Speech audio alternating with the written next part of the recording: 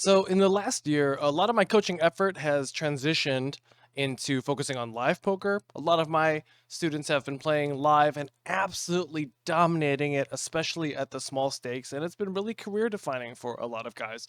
It's really fun to watch people migrate from a boring career into the dream career of being a professional poker player. And today I wanted to share with you some of the pre-flop advice that we have been focusing on that my students have been using to really, really dominate these games. Right now, because of the vlogger poker boom, I would say that live poker has been softer than it has ever been. It's pretty easy to make $100 an hour, even playing 1-3 or 2-5. And here you can see that a bunch of my students over, a medium variety of samples have been really, really sticking it to them. And you can see that Wolfgang Poker over 111 hours of just playing 1-3 has been averaging more than $100 an hour, which is absolutely insane. And possibly he's beating that game at a higher clip than anyone else that I have seen. So great job, Wolfgang. So today we're going to talk about a lot of the pre-flop and technical advice that I've shown him and a bunch of my other students. These are actually the ranges that I use in game, and these are not going to be the ranges that you see in like GTO Wizard. These are going to be really designed for 200 big blind cash games. Let's talk about some of the overlaying rules to how we should be playing pre-flop.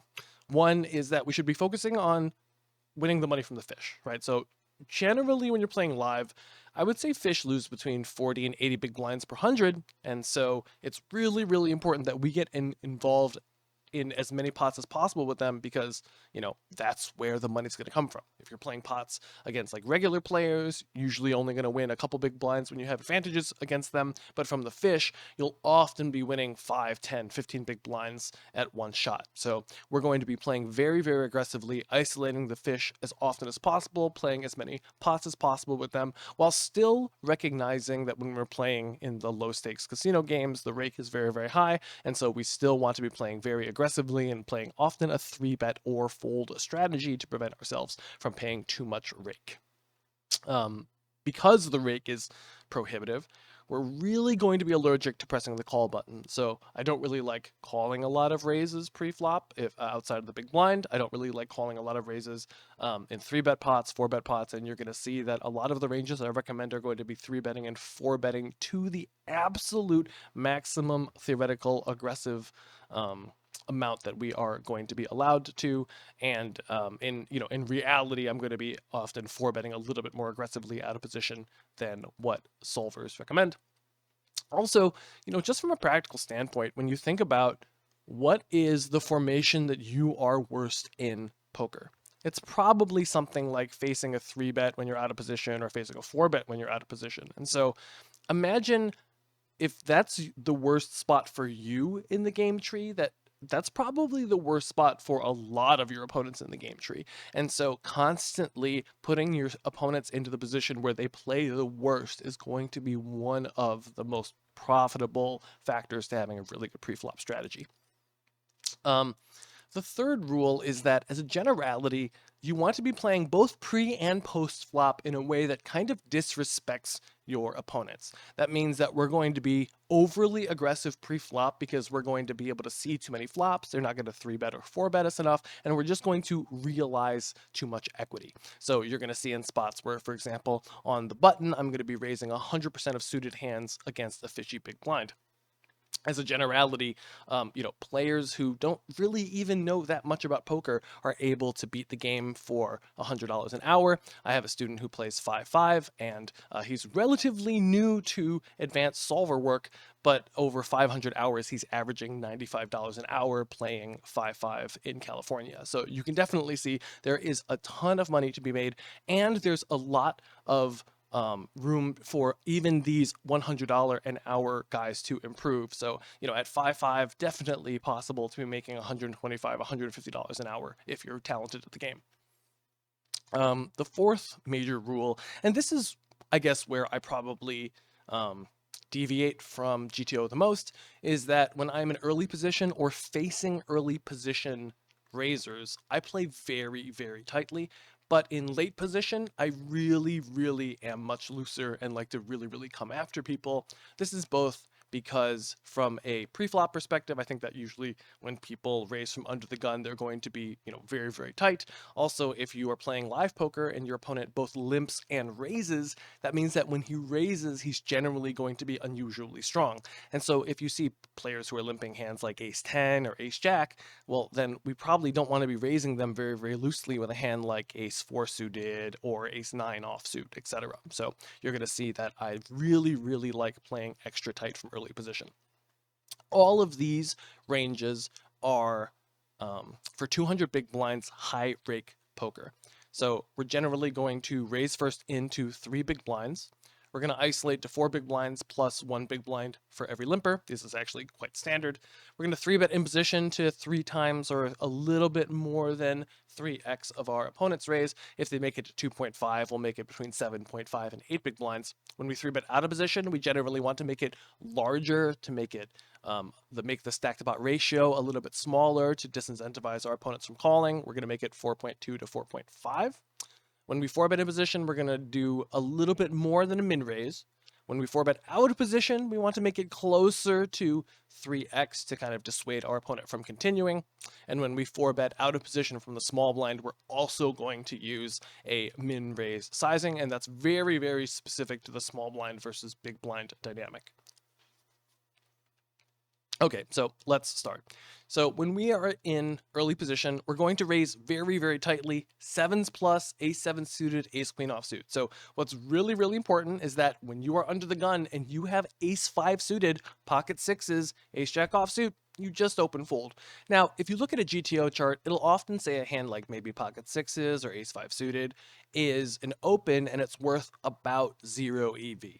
And so that means that you're not actually supposed to make money by raising those hands. Often, really what it does in practice is by having a lot of these neutral hands, it gives you a little bit more bluffs post-flop. Now, when you are playing in the small stakes game, how important is it to have the maximum amount of bluffs from pre-flop to post-flop? I would argue that it's actually not that important because most of our value is going to come from just showing up with very, very strong hands. Also, having access to a database of millions and millions of small stakes hands online, I can also just see that all of my strong students have not been able to make hands like ace 5 suited or ace jack offsuit profitable over millions and millions of hands. And when I look at database of how I play, I actually find that those hands have not been profitable for me when I played a small stakes back in the day as well. So I do recommend folding a hand like ace 5 suited, despite a solver saying that this is an open. When we're in the low jack, we will go down to ace 5 suited, pocket 6s. This should actually just, be very, very natural, a very, very small increase in our raising range. But notice that even from the low jack, we're going to be playing pretty tight and still open folding pocket 5s, which, is something that a lot of players might not feel comfortable with or realize that, oh, you just get to fold your low pocket pairs from early position. When we are on the hijack, we're going to get a little bit looser. Notice that as we approach the button, we get to be more and more loose, right? So, when we go from early position to low jack, it's a very, very gradual from the low jack to hijack, going to be even more hands. And then as we go from the cutoff and the button, the rate of which we add hands to our range is going to keep increasing. So here by the hijack, you can open ace 10, queen jack offsuit, all suited jack X, and all of your suited aces. When we get off to the cutoff, the bottom of our range now becomes 4s. People are still surprised to find that pocket 2s and pocket 3s, which are not actually standard opens, are actually usually not profitable for a lot of players in the cutoff, including my students over millions of hands online, which I'm sure is going to very much translate to small stakes live. But we can open all of the Broadway hands and ace 7 offsuit. And I definitely would say if you find that the button is particularly passive and tight, that you can open even more hands and play the cutoff almost as if you were on the button. When we're on the button, I do recommend raising more than what GTO recommends. So in this spot, GTO will often recommend playing between like 40 and 42% of the time. I actually recommend raising up to 46% of the time. And this is just to punish your opponents at the small stakes who are not going to be 3-betting you enough, and they're just going to let you see too many flops when you have a hand like 10-4, Jack-2, 7-4, and because you're in position, you're going to be able to control the size of the pot really well, and so when you hit a pair with 7-4, you're often going to guarantee that you're going to play a very, very small pot by either checking the flop or betting very, very small on the flop. And so the combination of realizing too much equity and then being able to control the size of the pot post flop to make sure that you're not putting in a ton of money when you have marginal hands is going to make all of these hands very, very profitable. Now, if the big blind is bad, particularly on the button, I want you to expand your range very, very dramatically. If the big blind is just really fishy and he's going to be defending a ton of hands, well then opening a hand like 7-2 suited or king 7 offsuit is now going to be profitable because your opponent is going to be defending really horrible hands like, king 5 offsuit, 8-6 offsuit, etc. And so when your opponents are going to be defending very, very widely, well then that makes a ton of our very loose opens very, very profitable. So when the big blind is fishy, when the button is a little bit tight, you can definitely open up these ranges a little bit more. And I would say that as a generality, the tighter your opponents are, the more that we want to play on the loose side, and the more the passive your opponents are, the more we want to play on the loose side. But obviously, if your opponents are splashing a lot and they're going to be, 3-betting a lot, then we want to be tightening up ourselves. This should, virtually be common sense. When the early position limps and we are in the hijack, we're going to raise 5s plus, ace-5 suited, ace-jack offsuit, but we're not going to have a limping strategy ourselves. So some players recommend in this spot that we limp pocket 2s through pocket 5s. I often find that if you limp these hands, you're really telegraphing the strength of your hand, both pre-flop and post-flop, and your opponents are just going to either be able to, bet really indiscriminately post-flop or just raise you off your hand pre. So very often we are just going to only continue with a raise, which also functions by giving us a little bit of camouflage, because when we're raising, pocket 5s and pocket aces, our opponent is not going to be able to tell the general strength of our hand, and they're just always going to have to do a little bit of guessing. Versus if we have a limping behind range, our opponent will be able to figure out that we probably don't have pocket kings in our over limping range. When the cutoff limps, we get to raise much, much looser, opening up all of our offsuit Broadway hands, all of our pocket pairs, and all of our suited 8Xs and above. This is going to be a spot where it's possible that raising 40% of hands is going to be profitable. A lot of the times, it really depends on how much the blinds are going to be attacking you and how sticky the cutoff is. So if the cutoff is limping with a hand like ace-jack offsuit and is going to always be calling you raises, then probably there's not that much incentive to loosen up and open something like 10-5 suited against him.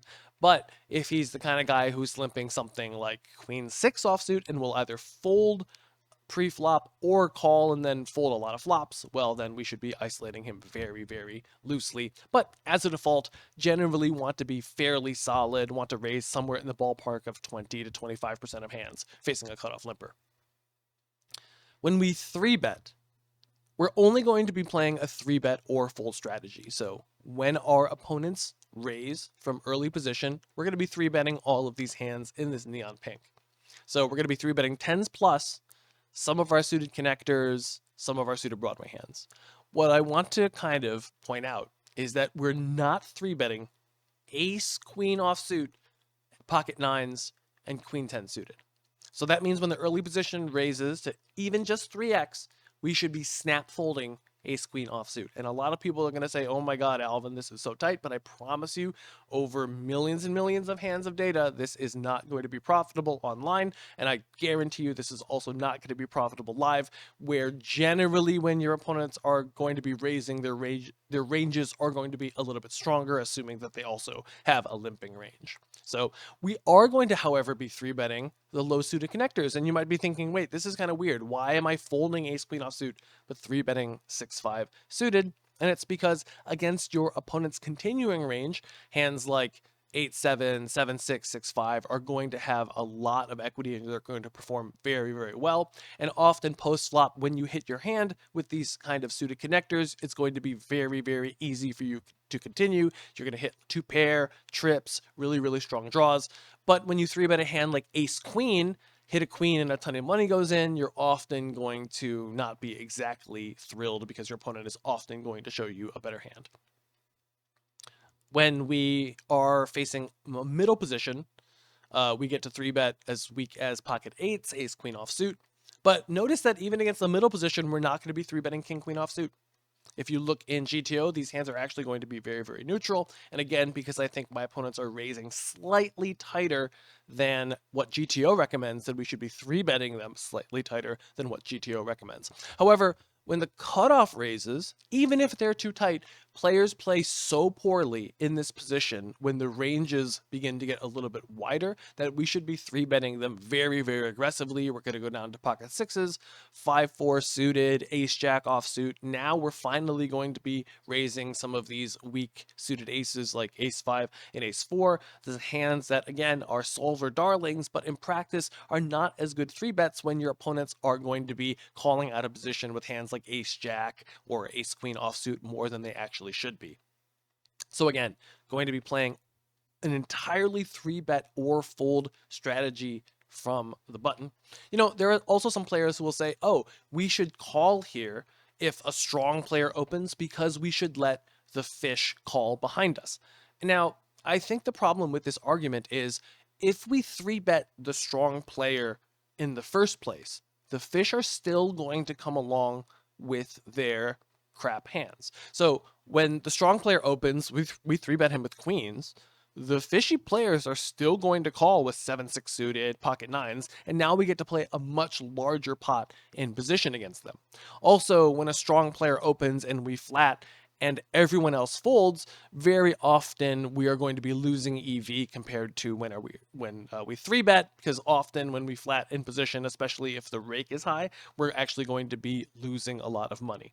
So 3-bet or fold strategy regardless of whether or not there are fish in the blinds. From the small blind, we're going to be playing similarly. We're going to be 3-betting a very, very linear range. Going to be 3-betting, again, very tightly against early position, only jacks plus. So that means if an early position guy opens, we're still just open folding ace queen offsuit and pocket tens, which is going to be, you know, very, very tight and unusual for some people, but I guarantee you this is absolutely the best way to play pocket tens. So as players, you know, approach the button, we're going to be 3-betting them looser and looser. This chart is somewhat self-explanatory. I just generally recognize that when I am on the button, I'm going to be 3-betting sixes plus, all of my suited 9x, and then a bunch of my suited aces.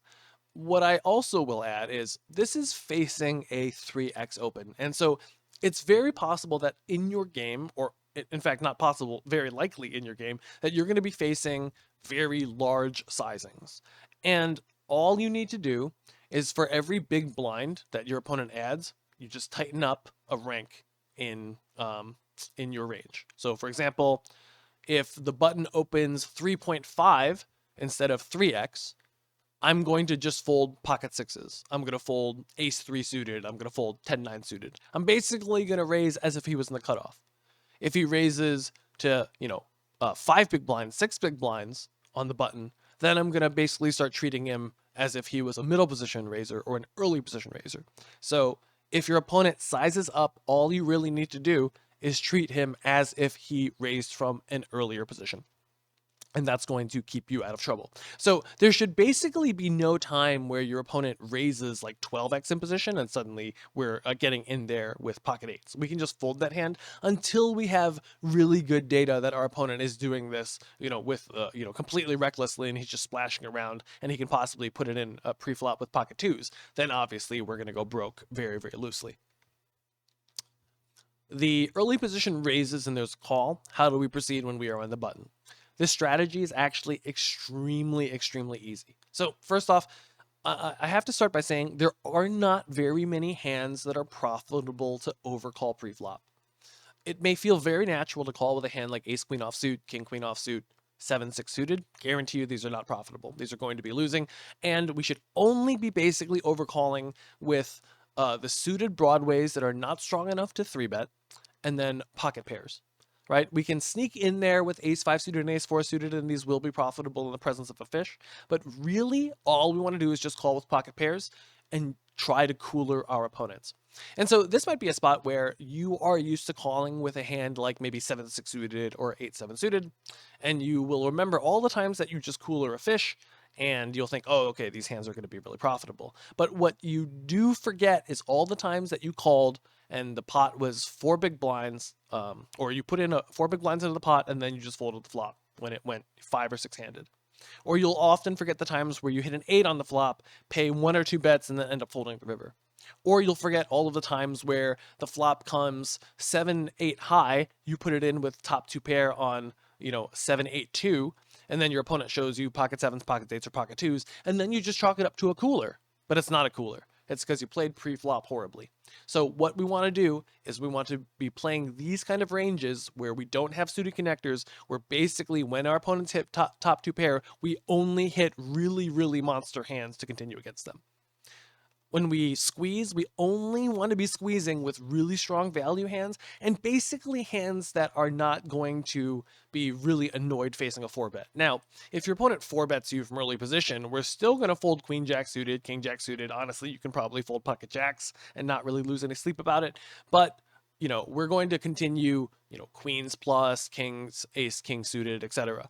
But our range is going to be very, very robust so that if our opponent does try to either call or 4-bet against us, we are going to have very, very strong hands against them.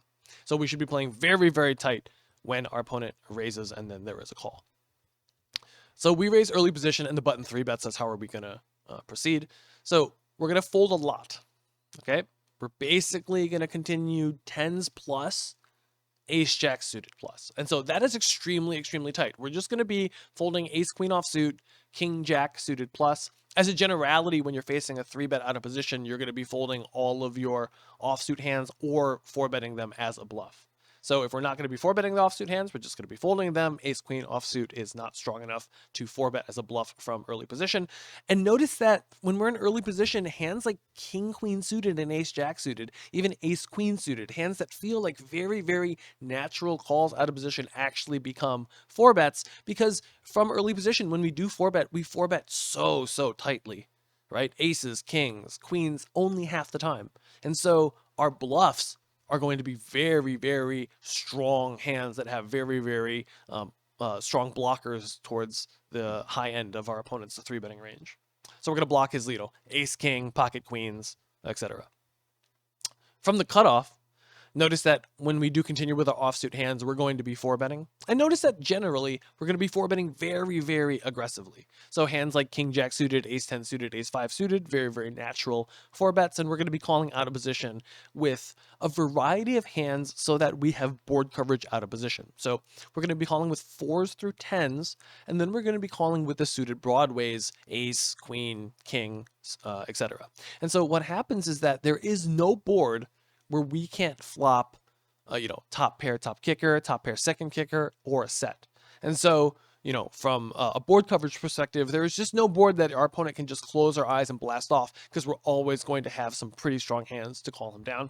And then the hands that you feel a little bit uncomfortable facing a 3-bet with, we're often going to be 4-betting. So a hand like ace queen offsuit, we really don't want to be calling with offsuit hands out of position, so we're just going to go ahead and 4-bet them instead. But as a generality, we want to be 4-betting a lot more when we are out of position than in position, mostly because we want to cut down on our opponent's positional advantage by chasing them out of the pot immediately, or because we 4-bet quite large, when they do call, we're going to reduce their positional advantage because we've reduced the stack to pot ratio very, very dramatically.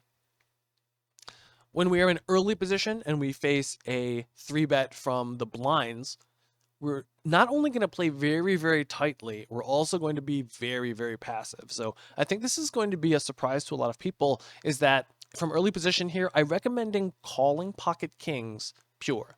And so a lot of people will say, wait, Alvin, I should just be 4-betting because my opponent is really strong and just trying to cool their pocket queens. Well, Here's the problem, is that when you 4-bet from early position, your hand looks like aces or kings. And so when you got a lot of action, guess what your opponent has?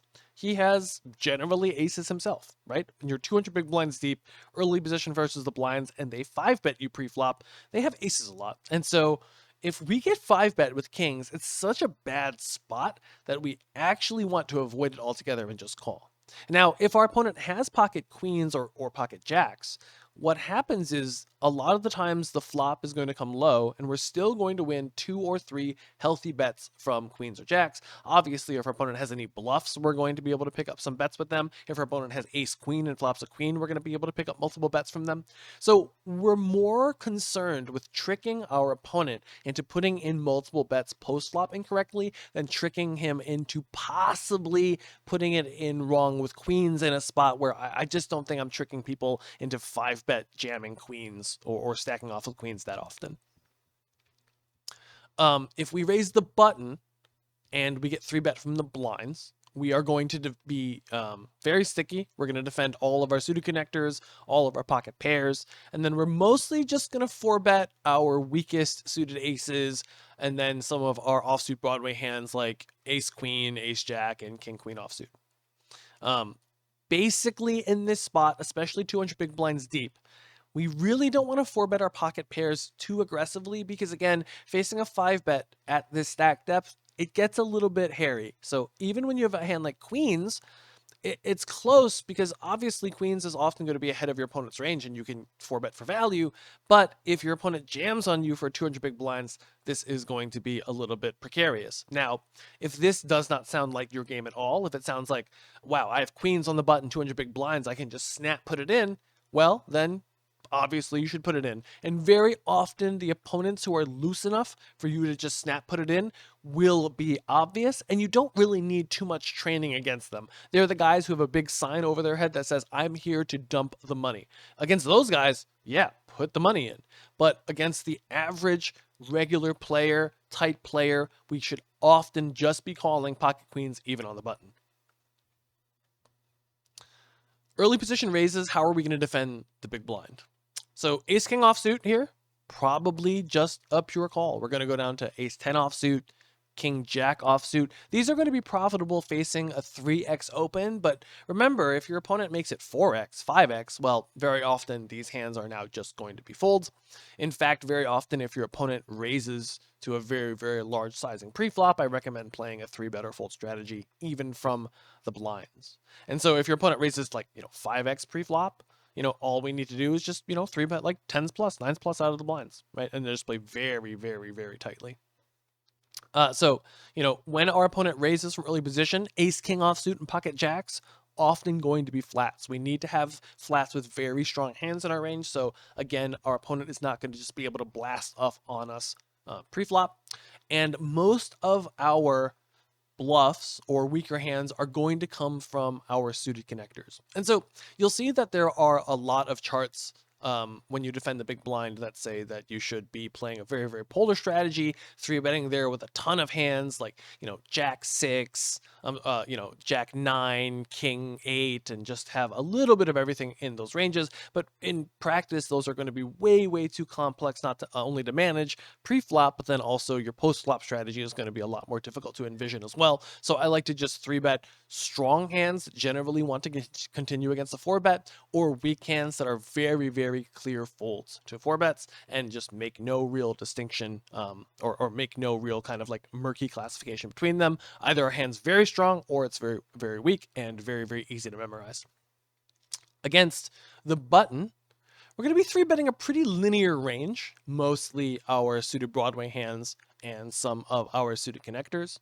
I do think that in this formation, our opponents at the small stakes are going to be calling a little bit too much compared to GTO, and they're not going to be 4-betting enough. And so against these two strategies, what we should be doing is 3-betting more linearly, because to punish our opponent who call too much, and then we're going to be 3-betting these suited connectors, which perform pretty well in 3-bet pots and perform, very poorly when your opponent is 4-betting you all the time, right? So when you're 3-betting a hand like 6-5, really, really good if you're just going to be able to see a lot of flops. If your opponent's going to be 4-betting you a lot, and then forcing you to see flops with 6-5 or forcing you to fold with 6-5, well, then obviously, it's going to be much more uncomfortable to 3-bet this hand. But this is not going to be the case at the small stakes.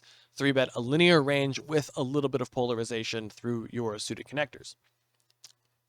Now, finally, this is going to be how we should be playing family pots. And this is actually a chart that I think is the best way to play. And it's also the opposite of maybe what 99% of coaches recommend. As we spoke earlier, when you are facing a raise and then a call, we should be playing very, very tightly. And you should be only defending a range that seeks to cooler your opponents and very, very rarely gets coolered themselves. So when there is a raise and then everyone calls, this is the range that I think that is going to satisfy those conditions the most. So first off, we're just going to 3-bet very, very predictably. Jacks plus, suited 10x. This is going to be a spot where I'm, depending on how early the raiser is, I might just go broke here with like queens plus ace king, right? So I might, 3-bet fold a hand like pocket jacks. Right, definitely for 3-bet folding a hand like Jack 10 suited. But for the most part, going to just try to take all of that juicy dead money. And because we're 3-betting a generally strong range, even if one of the pre-flop callers proceeds against the 3-bet, we're going to have a quite strong hand and be able to, often put in a lot of money post-flop. When we call, again, we're only looking to call with hands trying to be able to hit hands that are going to cooler our opponent. So we're going to be calling with all of the pocket pairs. Notice that we call with pocket tens because we really, really hate 3-betting and then facing a 4-bet with pocket tens, but we love to see a flop and then hit a set that might often be top set against 5 opponents, 4 of which who are likely going to be fish. We're also going to call with hands that contain a 2, a 3, or a 4 very often. Why is this? Well, imagine there's a raiser and then a bunch of callers. And what did we say that we should be calling with? Mostly pocket pairs. And so from the big blind, what is the function of calling with a hand like 8-7 suited? Again, it's going to be a spot where if we flop top 2 pair on 8-7-2, very often we are going to simply get coolered. And so we want to avoid those coolers and then hit hands that are more likely to be the nuts when you do hit them. So for example, when you have 5-3, if the board comes trip 3s, it's very, very unlikely that any other player will have trip 3s. And it's also very unlikely that your opponent is going to give you a lot of credit for trip 3s. If you hit, a 4 or a 2 with ace 4 or ace 2, very likely to be the best trips because none of the opponents who overcalled pre-flop are going to have too many 4s and 2s in their range. If you hit a straight with 4-2, 5-3, 5-4, or 4-3, very often these are going to be very, very nutted hands that are going to unblock all of your opponent's lower sets, which then you can now cooler yourself. Okay, so you really hate calling with a hand like ace-9 or 10-9, flopping a pair 5-way, not knowing what to do, flopping, a mediocre draw 5-way, not knowing what to do. You really just want to call with hands that are going to hit exclusive nuts that can cooler your opponents 5-handed in a very, very deceptive way. So again, this is going to be a spot where I think a lot of players mess this up. But if you actually play this strategy instead the few times that you can from the big blind, you're actually going to see a huge, huge difference in your win rate. So, this was Alvin for Alvin Teaches Poker. In the future going forward, me and Wolfgang are going to be working on a collaboration for a Discord community and training program called Splash Poker that'll be coming out next quarter. As always, please check out my website, overnightmonster.com, if you have any more questions about how you want to improve in your game or if you're interested in one-on-one coaching. I'll hopefully be posting a lot this Thanksgiving week and giving you some tips on how to improve your live game and crush in 2025. Good luck, everyone. Peace out.